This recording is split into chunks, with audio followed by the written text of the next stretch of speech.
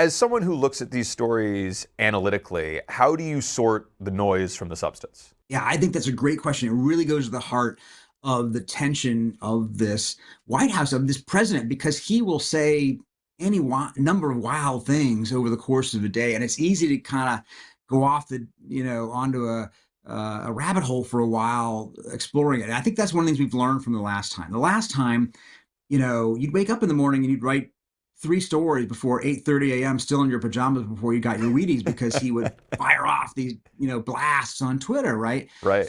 And it was worthwhile on some level, but I think you're right that we've learned probably try to make a distinction between the things that are sort of stray voltage and the things that really matter. And it's a hard thing. He says so many things on so many topics, whatever happens to flit through his mind at any given time. And, our goal is not to let these things distract us from the things that really matter. So Mm. figuring out what really matters is important. But there's we could also err on the other side of not taking some of this stuff seriously enough either, right? So I think for instance, when he said 2 years ago or so on his social media site that he was for termination of the Constitution so that Joe Biden could be removed immediately and Donald Trump, could be reinstalled as president without a new election. I think a lot of people didn't take it all that seriously at first because, it's not going to happen, obviously. It's not like he can terminate the Constitution. But I think in some ways, it's a mistake to take that too literally and say, well, since it can't happen, it's not important. Well, actually, it is important, I think, because it reveals a mindset, right? It tells you something about a former president who wants to be president again and his commitment to constitutional order. If he simply says, I'm for termination of the Constitution, he may have meant it cavalierly, he may have meant it provocatively, he may have just meant it to get our goats and to get everybody all riled up. But on some level, it's still important. I remember that during the campaign, I told someone about the termination of the Constitution thing, and they were shocked. They had never heard of it.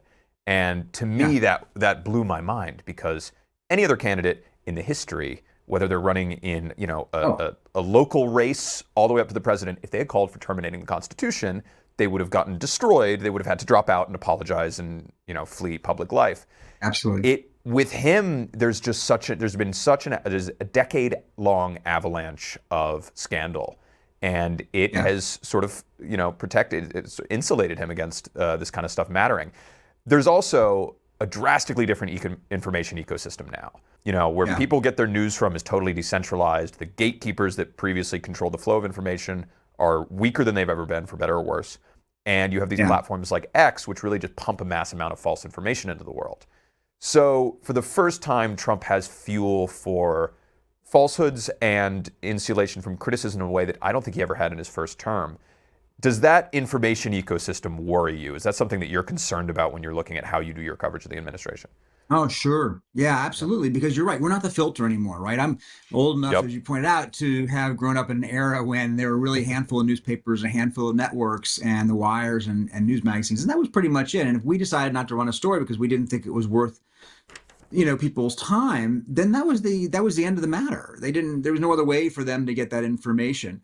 So in one sense, what's happened since then has been good, right? The democratization of information means that, in fact, it's not just a handful of editors in New York and producers in New York who are deciding what you know. The flip side is that people are deciding that you should know all kinds of things that aren't true. And that's a real problem. And so we had this struggle, for instance, at the Times and other mainstream newspapers and news organizations as to when do you weigh in on something that's completely crackpot, right? Yeah. Let's just say that there's all kinds of stuff on the internet saying X or Y, and it's totally off base and total conspiratorial nonsense. Is it our job to write about that?